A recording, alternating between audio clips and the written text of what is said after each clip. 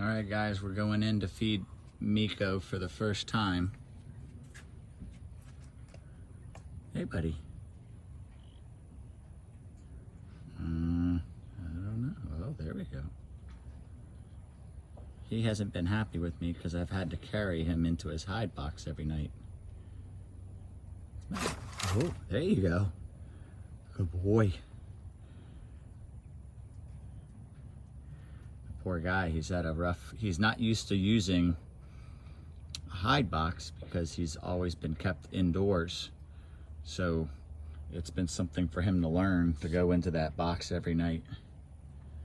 Yeah, you can see he's just gonna freeze and hold on to that rat. There you go, buddy. Now, at least he's gonna eat. Meeko.